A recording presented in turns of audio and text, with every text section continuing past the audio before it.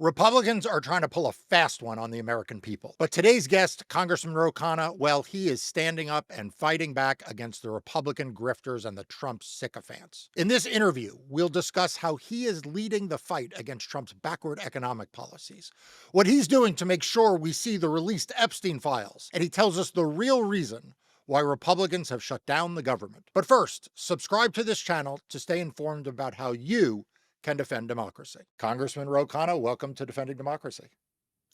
Well, thank you, Mark. I will start by saying that my father is a huge fan, and he is in Bucks County, Pennsylvania. He's now retired and almost 80, but when he was in his 60s and 70s, he was active in the Bucks County Democratic Party. And he said if there was any organization he would support, it is yours because of the work you're doing for voting rights across the country. Well, that's really kind of you, and hello to your father, and thank you for the kind words, and thank you for all the work you've done as well. Um, So I want to start in kind of an unusual place, which is that Donald Trump seems to not just be tearing down democracy, but perhaps he's now tearing down part of the White House. Uh, what what do you know about this? Like, I was kind of loosely aware that they were going to like build a ballroom that they didn't need, and that they had paved over the Rose Garden. But the video and images seem to suggest they're actually like destroying part of the White House.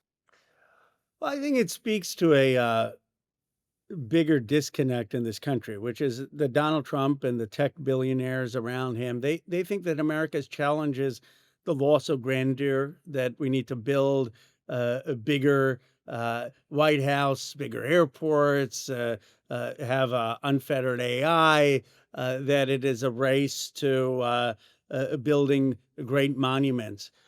And most of us feel that the biggest challenge in America is not that we aren't producing extraordinary wealth. It's that people can't afford rent, that they can't afford childcare, that they can't afford the deductibles on insurance, that income inequality has skyrocketed. So I view it as not just, oh, you're destroying a part of the White House. I view it as fundamentally misunderstanding the forces that are tearing us apart in this country, the death of the American dream for 70% of Americans, and a focus simply on the powerful and the wealthy who already are doing very, very well. So one of the reasons I reached out to you, why I wanted to have you on, is precisely for part of the answer you gave. You are uniquely situated, or maybe you'll tell me there are a handful of your colleagues who are similarly situated, but you're the most prominently situated Democratic member of Congress who is both, quite strident and strong on the issues of democracy that I care most about, and thank you for that.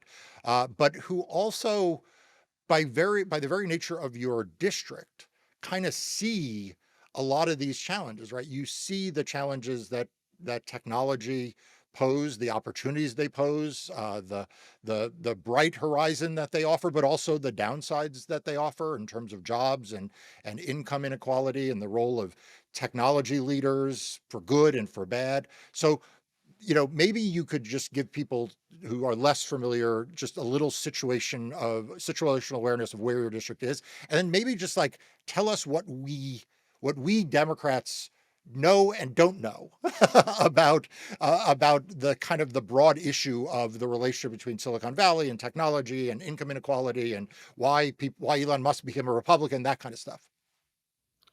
I was talking to my friend John Nichols, a great writer in The Nation, and he said something a bit provocative, but I think directionally true. He said, when historians look back at this period 30 years from now, they may write the lead paragraph not about Donald Trump, but about AI Hmm. and the devastation that that had on the working class and on democratic conversation.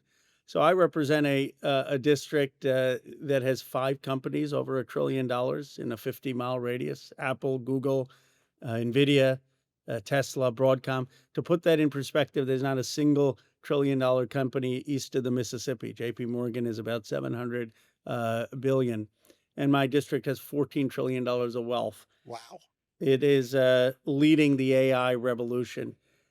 My question for people is, are we going to 20 years from now just have all of that wealth accumulate in the hands of a few, or are we actually going to figure out how every community, every family can participate in economic independence and success in the 21st century? That to me is the whole question in terms of the American dream. This administration has had a view that we're competing with China and let the tech billionaires do what they want. That's actually their worldview. If you look at Peter Thiel and Elon Musk, they say that they are better to able to deploy capital where it needs to be. They're the innovators. They're building things. Leave them be. Let them do what they want to do so that America can emerge strong. And it is actually a consciously anti-democratic philosophy. They think that the elites are better served, are better stewards of the democratic nation, of our nation, to compete with the world. And it's a very dangerous ideology, but that's what they're doing. They're deregulating AI. They're deregulating all of the of tech. And what the Democrats, I think, need to say is, look, we are technology optimists. Obviously, we want medicines to cure disease.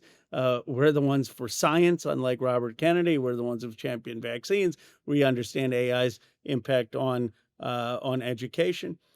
But we're not going to sit there with unemployment rates for youth skyrocketing. We need to have a jobs program for young people who are being displaced by AI. We need to have workers empowered to make decisions about how much AI can be used to automate. We need to have algorithmic transparency and regulation on algorithms so that AI can't just monetize hate and have people engage in hate.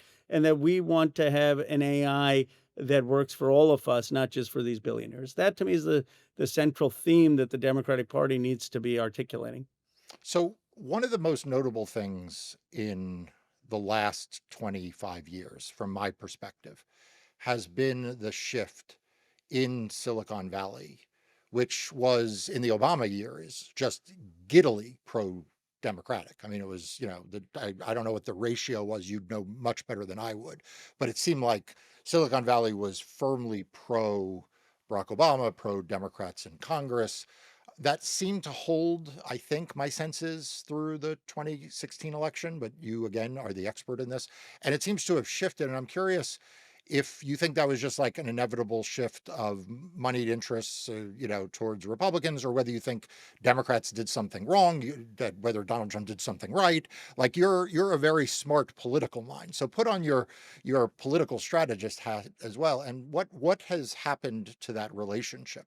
Well, I'd say we were probably 95% Silicon Valley supporting Bill Clinton, Barack Obama, Hillary Clinton, and it's down to maybe 70% now. But that's a significant erosion, and some of the most prominent names, of course, flipping. Silicon Valley, though, still I think has huge problems with Donald Trump. I mean, they don't Okay, like the that's attacks good. on they don't like the attacks on science. They don't like the ban on international students. They don't like the trade war. They don't like the draconian restriction on immigration.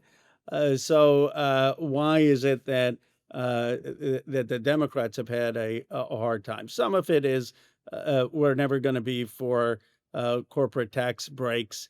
We're for taxing billionaires more. We're not for total deregulation of AI. So there's a natural tension. But we have to articulate, in my view, a sense that while we're for economic fairness, we also recognize the importance of innovation and economic growth, that we can be for the pie being distributed more fairly, but also the pie growing. And that an FDR like New Deal, FDR was a technology optimist. I mean, he helped industrialize America while making America fairer.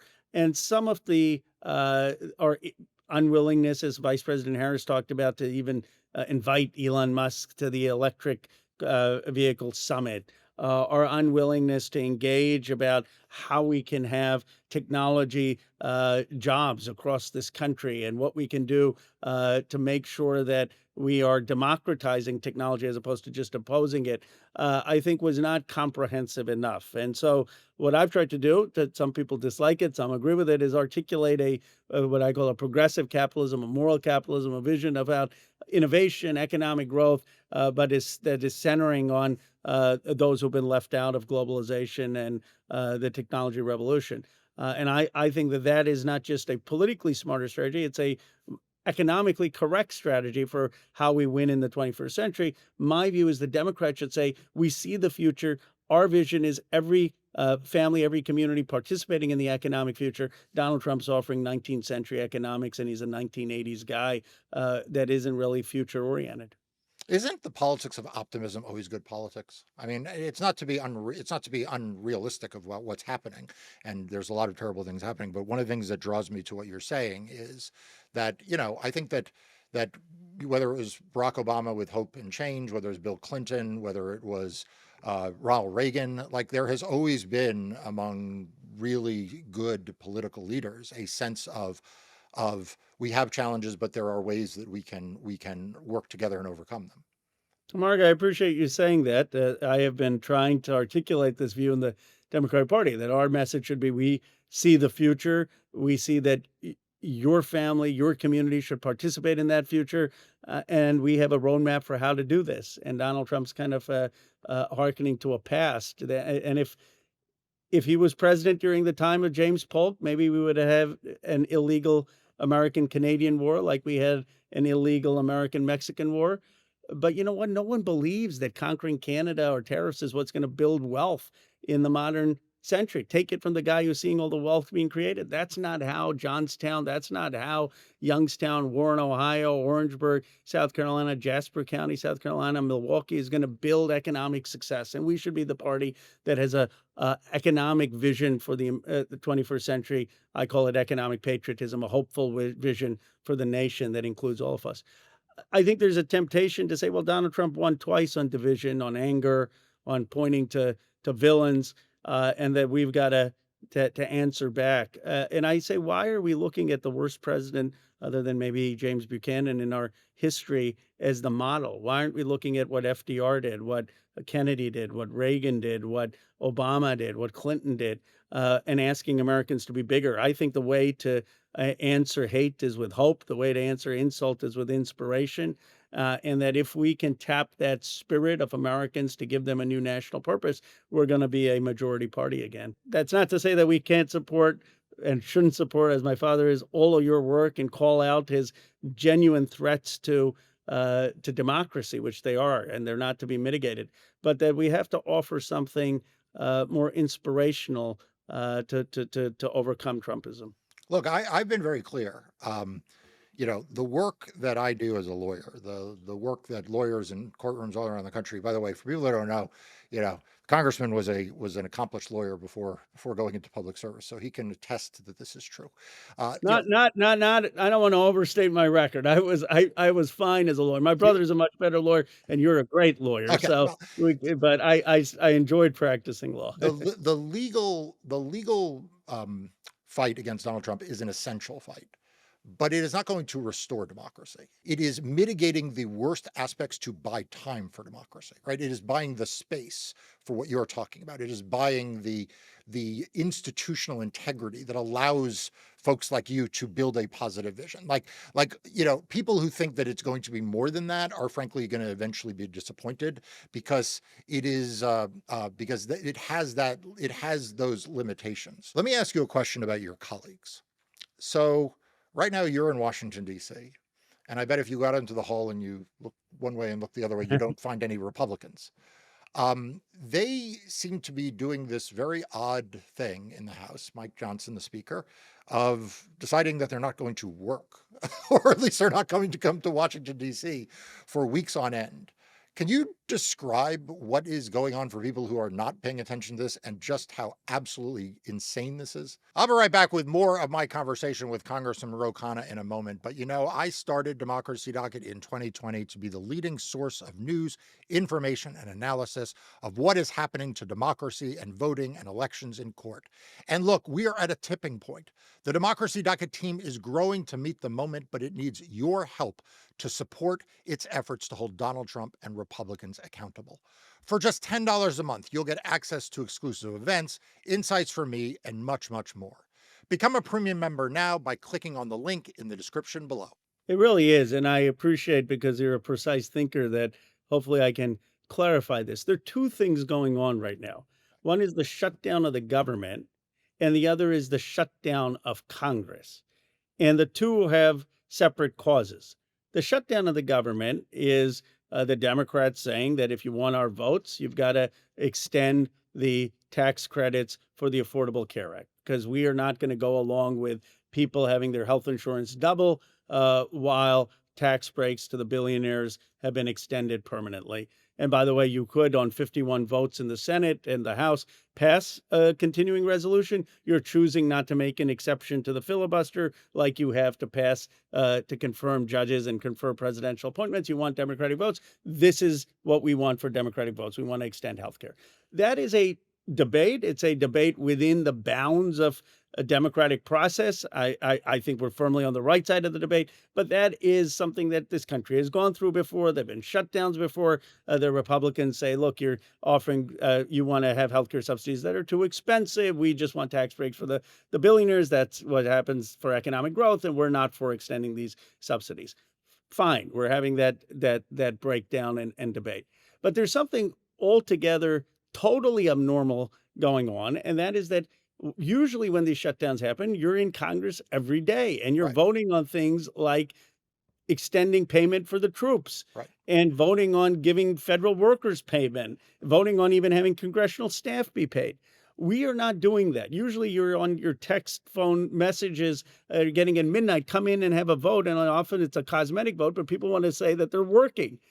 Johnson has shut down the House of Representatives, and that the only reason is because he doesn't want to release the Epstein files. It's not the cause of the shutdown, but it is the cause of the shutdown of Congress. And the reason is that the day he opens up Congress to vote on things like paying for the troops, Adelita Grajova gets sworn in, and we get 218 signatures on Massey and my petition to have a vote on the full release of the Epstein files. Johnson today has said the day we get 218 signatures, he's going to have a vote on the floor of the House of Representatives. Almost 50, 60 Republicans would defect, and he doesn't want that. And it's not just because, okay, that Trump may be trying to protect pedophiles who've raped and abused young women. It's because think about how politically cataclysmic it is to lose 50 to 60 MAGA Republicans voting against Donald Trump. It has not happened since he walked down that escalator.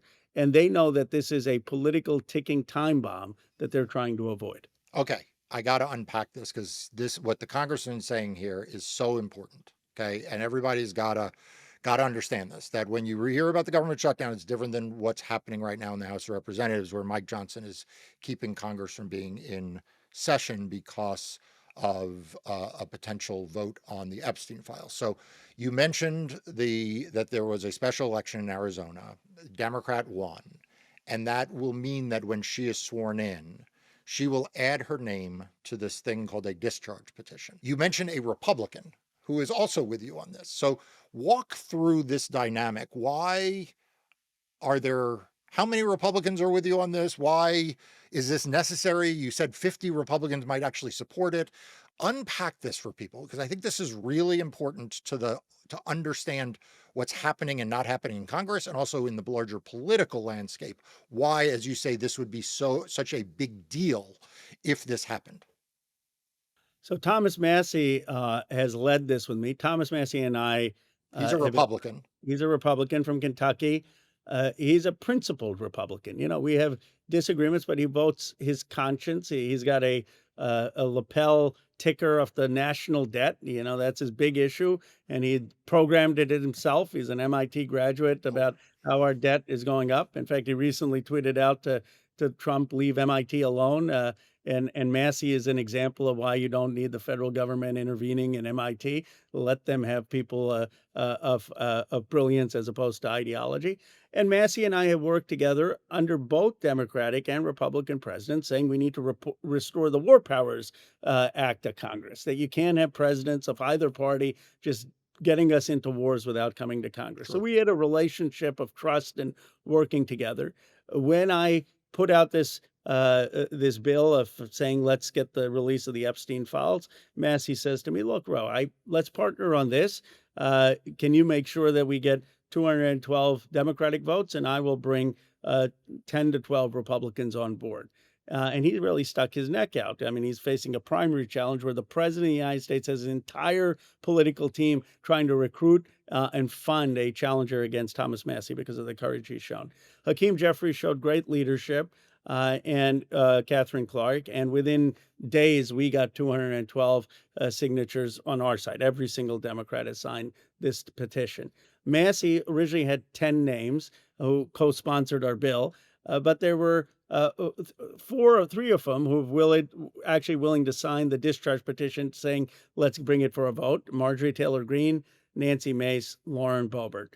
They all happen to be women. They all also heard the stories of the survivors for 2 hours in tears, talking about it being in ninth grade, 10th grade, raped by Jeffrey Epstein, and then told to recruit other junior high and high school friends to be abused or farmed out to rich and powerful men. And I think after hearing those stories, they said, look, this is a moral issue.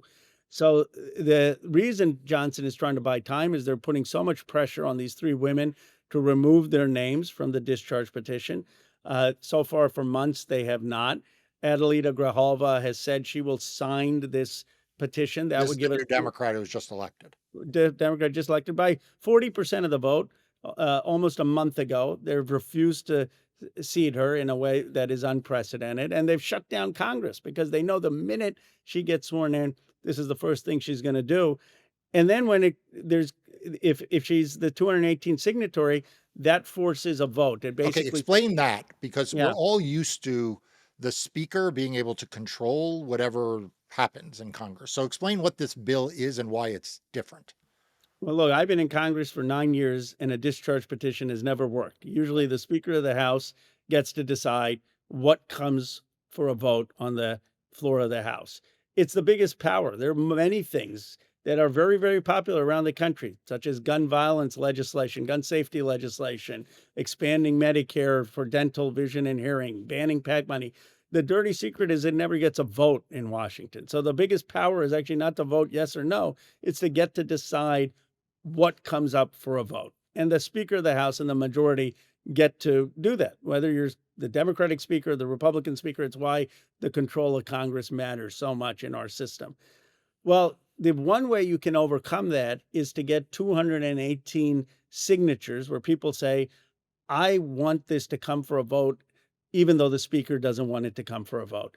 And it's very hard to do that because even if someone agrees with your position on something, them signing the discharge petition is not just saying, okay, I agree with Khanna and Massey that the Epstein files should be released. It's saying, and I want this to come for a vote, even though the Speaker of my own party is saying he's not going to do Got it. it. Okay. And that's why it's never succeeded in my 9 years in Congress. We are at 217 signatures. This signature of Adelita Grijalva would make it succeed. And Johnson has had so much pressure that he said, I'm not going to play games with it. If they Right. get the 218 signatures, I'll put it for the vote on the floor of the House. And if that Uh, happens, tell us why it doesn't then pass 218 to 217, because this is the big politically explosive part, I think. So this is the issue that then there's a vote in the House of Representatives saying, do you believe that we should have the full release of the Epstein files? Now, you do not want to be a Republican congressman voting no on that issue. Once it's one thing, okay, I didn't sign the discharge petition. It's too complicated. I mean, you're a great lawyer, and we've had difficulty explaining it just on this podcast. I mean, it's a complicated thing to explain. So you're not probably going to get into trouble in your district not signing a discharge petition. It's harder to make it an issue. But we have an actual vote in the House of Representatives. And now you're voting to say you're not for release of the Epstein files. You're basically inviting a primary challenger in your district saying, Well, he didn't vote to release the Epstein files. He's protecting the pedophiles and rich and powerful men. And you're basically giving your Democratic opponent a huge talking point. So, what we have heard through the grapevine is that there are probably 50, 60, even more Republicans who are willing to vote for my and Massey's discharge petition calling for bill calling for the full release of the Epstein files. Trump has never had this. He has never had a situation in his first term or his second term where there is en masse MAGA folks who are voting against him.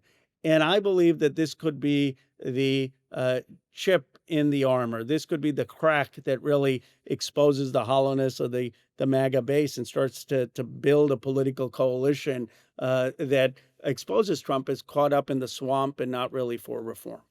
Yeah, and it's funny you say this because I've said this before that, I've spent a lot of time in my career around the U.S. Senate and the U.S. House, but particularly around the U.S. Senate.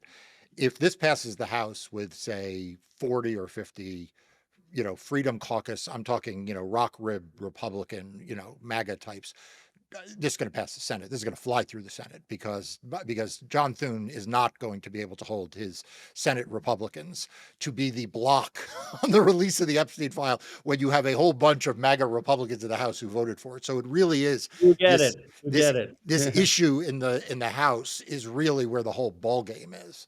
Um, Let me ask you another question about the House, which a lot of people are really frustrated and interested in, which is redistricting.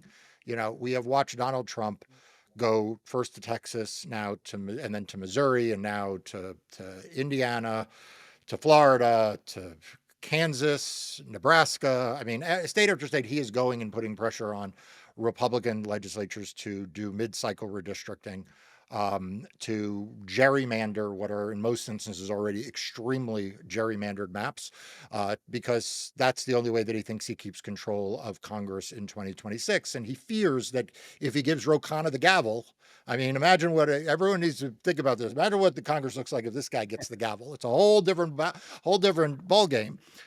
California is one of the few states where Democrats have done something about this. I called early on for 7 democratically controlled states to all, take action. And you guys are one of the few places to do anything. What are you hearing about the prospects in California of the ballot initiative? What are you hearing in other states? Obviously, we all wish we didn't live in a world in which this was going on. But what's your take on it? Well, your voice on this mattered a lot, yours and Eric Holder's, saying that we need to respond to the extreme partisan gerrymandering. And I appreciate the leadership of Speaker Pelosi, Governor Newsom, Zoe Lofgren, the chair of our delegation, Pete Aguilar. They jumped on it within weeks of what happened in Texas, and they crafted something very reasonable. They said, look, we believe in the independent commission. Some of us supported Schwarzenegger when he did the independent commission, and I did.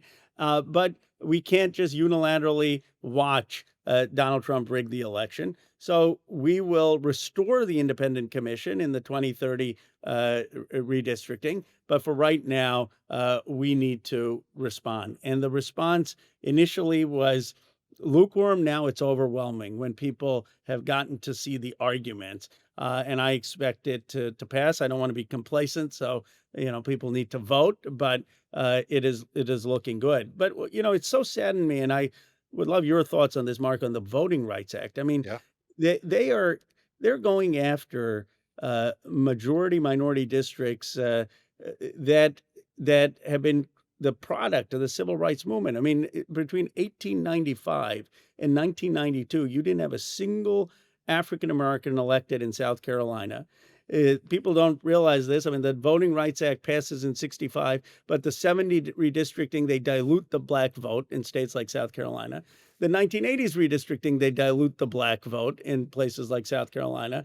And then in 1982, they say, no, you can't have dilution. And you finally, in 1992, the year Bill Clinton is elected, for the first time since the Reconstruction era, are getting African Americans like Jim Clyburn and Benny Thompson elected in the Black South. And they want to take this all away. And their argument is, well, you've had Warnock elected and Byron Donaldson elected. And so in a few cherry picked instances, somehow that race doesn't matter anymore. But there are 100 plus districts where where you have very little chance for African Americans to win, especially when they have the vote dilution. And it's just such a travesty what they're doing. What do you say about this? How do you respond to someone like Kavanaugh Roberts or saying, well, race doesn't matter? Look at Obama and Donaldson and Warnock, obviously specious arguments. And what do you think we can be doing at this moment? Before I answer the question, I want to point out to everyone that Congressman Khanna and his Democratic colleagues in California are part of the heroes of this story.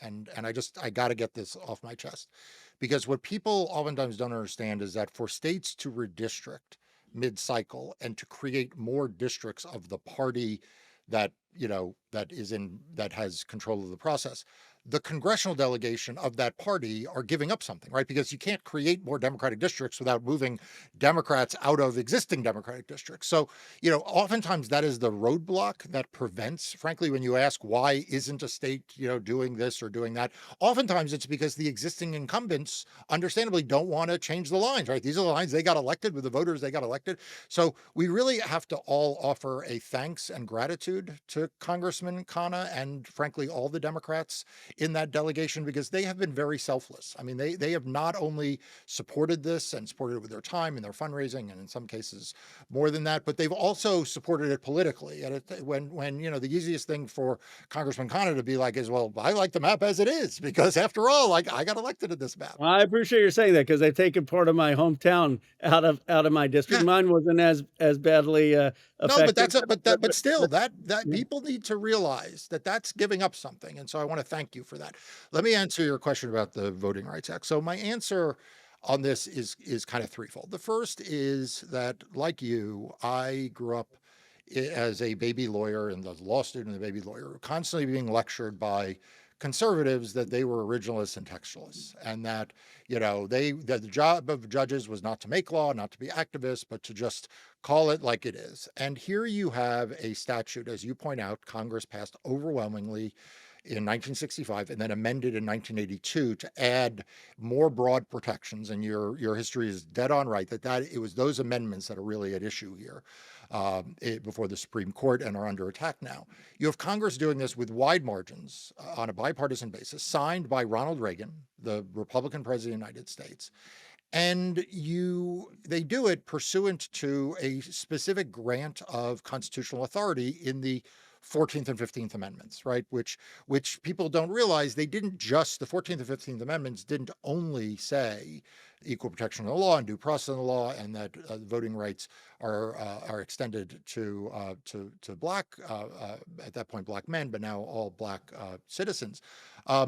They both contain prongs in those statutes that give Congress by name the authority to implement those amendments, to make sure that those amendments to the Constitution have force. And the fact is that the conservative Supreme Court, through a series of cases, has grafted onto that power a judicial role to say, well, do we think Congress is being proportionate and congruent? I mean, there's nothing in the amendment to say anything about proportionality and congruency. This is a made-up concept, but basically what it is it says that conservative justices and judges can impose their judgment as to whether it's been long enough, there's enough discrimination, there isn't enough discrimination. And so before I even get into those discussions about whether there's still racism and all, and I'm going to address that, I just start with this basic point. The Constitution doesn't give judges that power. It gives you and Congress. And frankly, if Mike Johnson and John Thune and Donald Trump want to do away with the Voting Rights Act, they could just introduce a bill, like repeal Section 2. And like, I would have to say, yeah, they have the authority to do that because it is a law. But the courts shouldn't be doing their dirty work. Let as you said, 51 votes in the Senate, they could decide to do away with the filibuster, do away with the Voting Rights Act.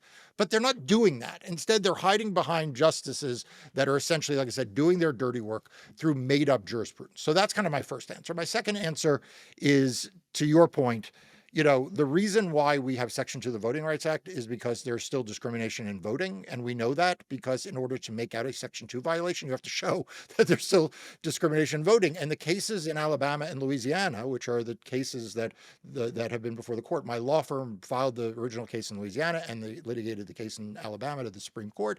In those cases, we were able to show that black voters are being discriminated against in violation of the statute. And it wasn't just us saying it. It was ultimately judges appointed by Republicans, including judges appointed by Donald Trump, that agreed that this was the case. So that's the second. And then the third point I would make is that if this happens, everyone just needs to realize Republicans are going to re-gerrymander the Deep South. And all of those gains that you mentioned will all be undone. And they will be undone with the courts standing on the sideline, letting Republicans do it. It doesn't mean we won't fight and try to prevent it, but we all need to be clear-eyed about this. That's why the White House wants this. No, I mean that I wish we could have that as a civics education for every person in this country. But what do you say we can do? I mean, obviously we've got to be loud about it. We've got to speak up about it. Are there things those of us in Congress can do? Are they, I behind me, I don't, you probably can't see it, or maybe you can. There is, I see it. John Oh, yeah. Lewis and on the Edmund Pettus Bridge. I mean, so many of us came up inspired, right? This was my grandfather spent years in jail alongside Gandhi as part of the Indian independence movement that inspires Dr. King. That was my motive of getting into politics, as it is for so many. What can we do at this moment? Yeah. So look, I think that the biggest message that I always deliver on this is that if you want to save democracy, if you want to save voting rights, if you want to expand the franchise, if you want to, make sure that that the institutions of government are responsive to the American people, we need to elect a Democratic House and Senate. Like at the end of the day, I realize I sometimes get dismissed by people as a hyper partisan, but the reason why I turn to partisan tools is because Ro Khanna and every one of his colleagues in the House Democratic Caucus voted for the John R. Lewis Voting Rights Advancement Act, the For the People Act, the Freedom to Vote Act. Okay. And in many instances, multiple times, right? Because as he points out, there would be multiple votes and it'd get parsed in different procedural votes and cosmetic votes and real votes and all of that. And here's what I have to tell you. Every Republican that is now hiding out, like every Republican who's not hiding out, every Republican in the House voted against all three of those bills. And so, I oftentimes say, think about the most moderate Republican there is, the person who you think represents the compromised position in the Republican Party.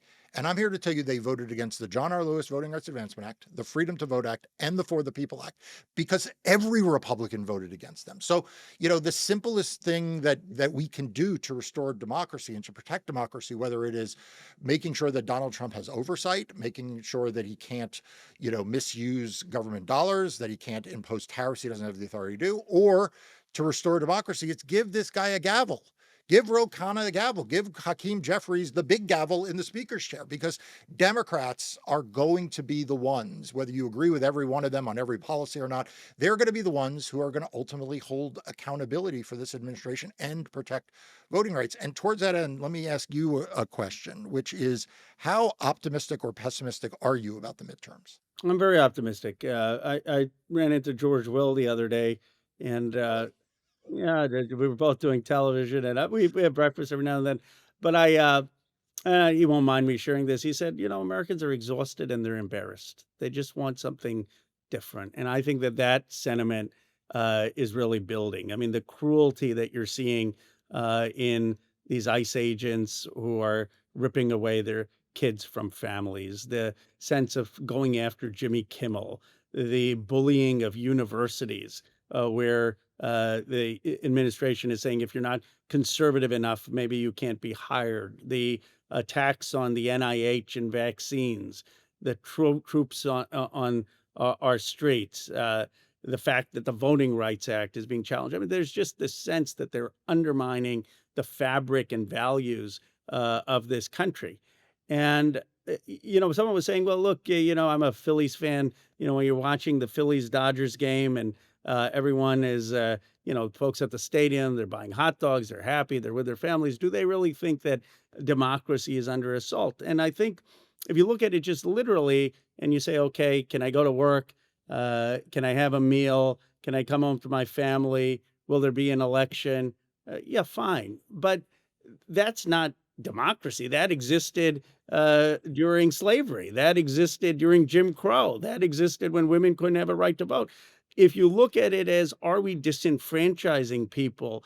Are we allowing the information systems to be controlled by a small group of people? Are we shredding rights in the Constitution? Are we shrinking what it means to be a full and equal citizen in this country? That is happening. And I think in a way that is seeping through. That didn't happen even in under his first term or when Vice President Harris ran.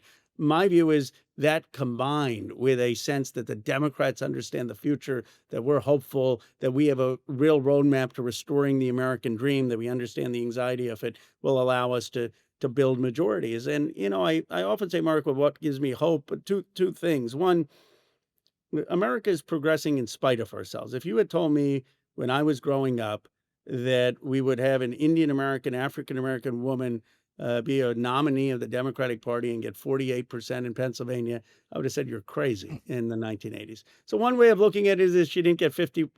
Another way of looking at it is, wow, she got very, very close. And we're going to have a Indian American Muslim as mayor of New York. I mean, this country has made tremendous progress.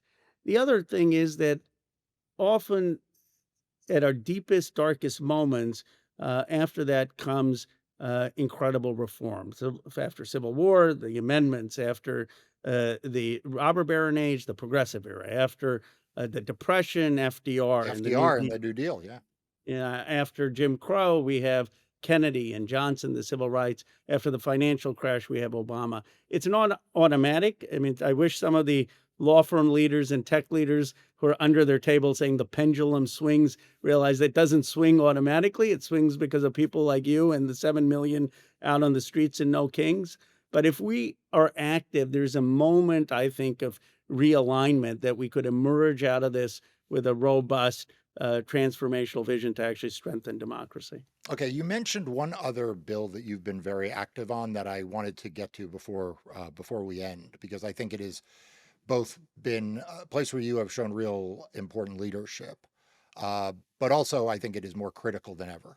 So it's a good alignment of the right thing and the right thing, and that is limitations on presidential power when it comes to the use of military force. So, the truth is the Constitution gives Congress exclusively the power to declare war. It makes the president the head of the military, but it does so against that backdrop of understanding that it is Congress that is ultimately the arbiter of whether or not we are at war or not at war, whether to appropriate funds or not appropriate funds.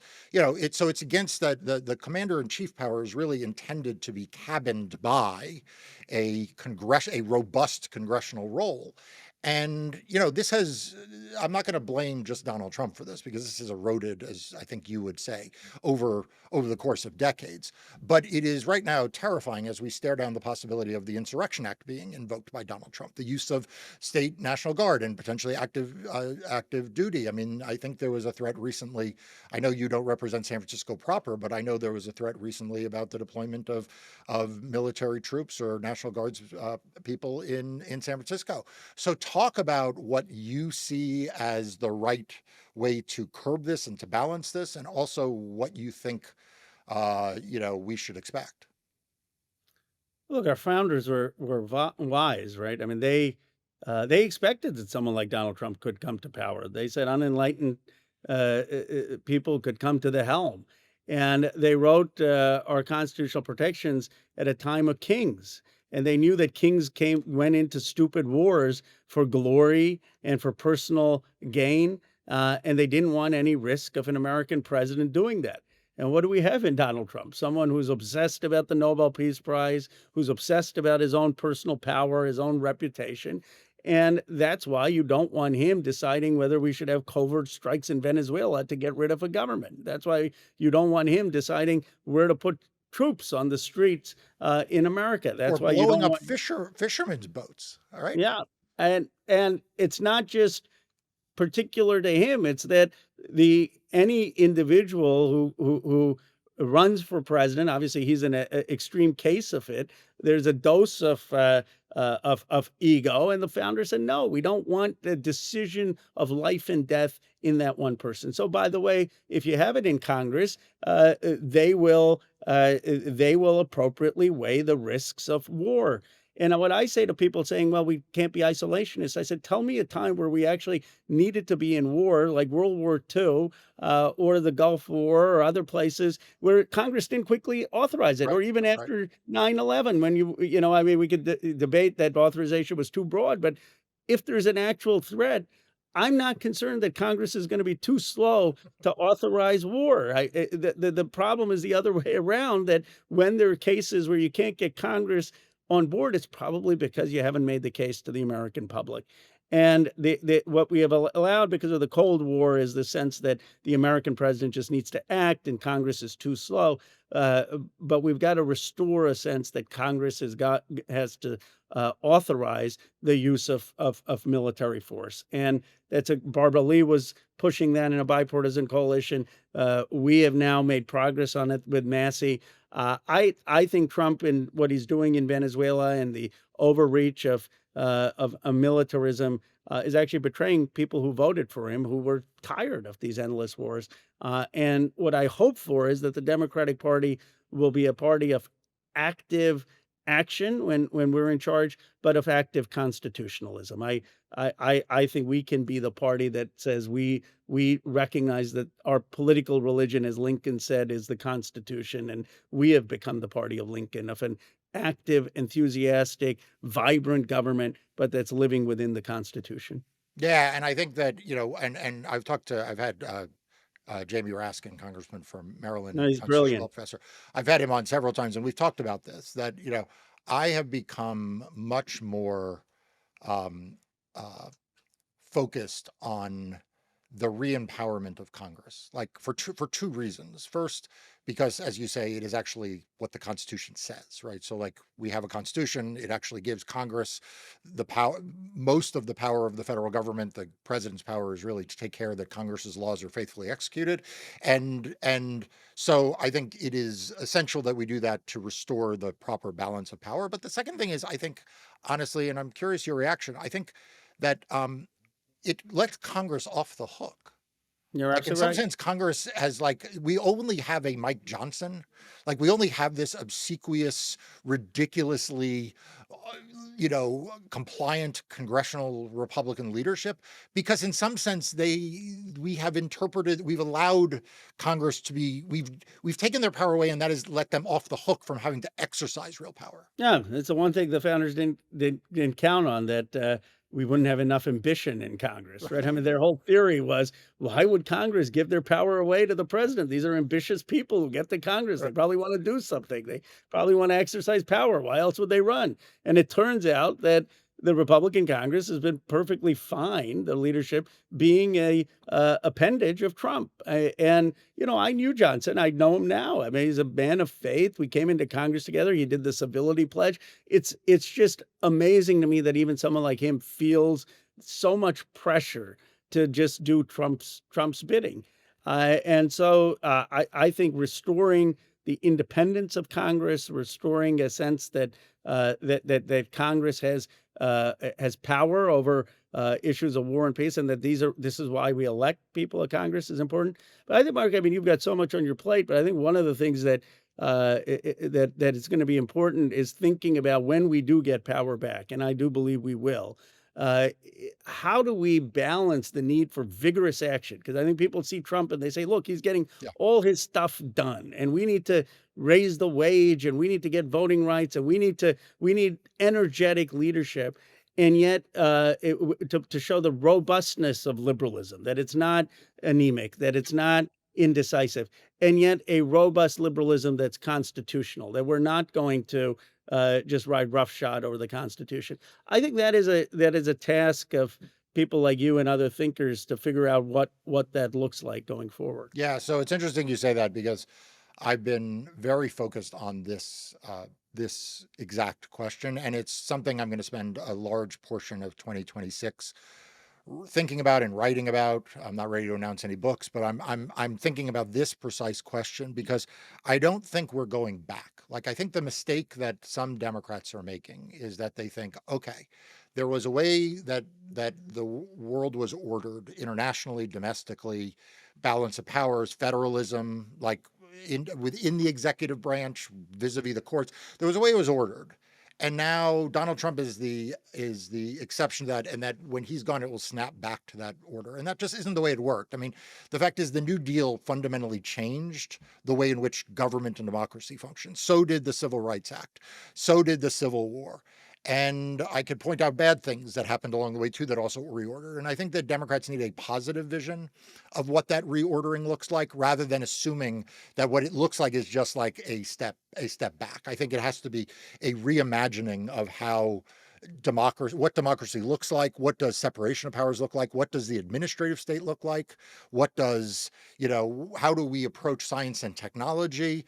I think all of those things, as I have these conversations and people say, well, he has totally broken the NIH. He has totally broken climate science, and he's breaking universities.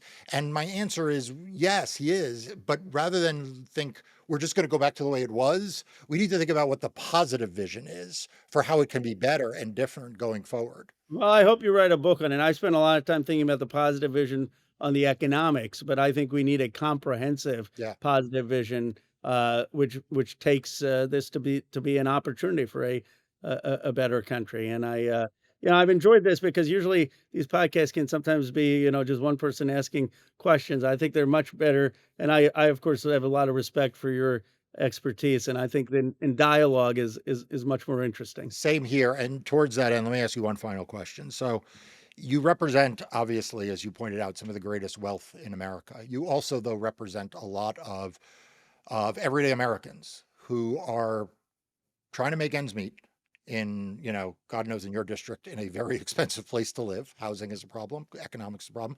They're worried about their jobs, AI, but they're worried about their jobs, tariffs. Like they're just worried, and they are also afraid. They don't know what to do, and they feel helpless. I'm not saying they're necessarily hopeless, but they feel helpless. They don't know what to do. So when you encounter them, like, and they come up to you and they say, I'm not a member of Congress, I'm not a billionaire, I'm not a tech CEO. I'm just trying to live life every day, but it feels like it's just so hard. And then I see the troops being deployed in the cities. I see, Donald Trump doing the crazy things he's doing. It's overwhelming me and I feel helpless. What do you tell them? I say to them, look, I understand that it's hard. I understand that it's hard in terms of the loss of the economic hope, the sense of fear and anxiety of how their kids are going to do. Some cases, the fear of can they afford groceries and Right. rent, and that we live in a challenging time. But then I say, look, I take inspiration uh, from my grandfather when he was in jail twice in the 1930s and 1940s, not knowing whether India would be a free country. I take inspiration from Mr. Clyburn, who's still in the Congress, who was in jail fighting for civil rights. John Lewis, my late colleague, who got beaten on the Edmund Pettus Bridge. People who were scaled the cliffs of Normandy. We have a great inheritance in this country, a great inheritance of people who sacrificed directly in America, and an inheritance of freedom movements around the world. And we have a duty to that inheritance to do our part. In my case, okay, maybe it's being in Congress and being out at no King's marches and doing what I can. But I'll tell you, in this day and age, a citizen can have more impact. You post something on social media, it goes viral. They care more than what some member of Congress says, or you talk to your neighbors or friends. And the question is, what are we going to do? This is our moment. Are we going to be the generation that shirks and compromises American democracy, or are we going to be the generation that moves us closer to a multiracial democracy?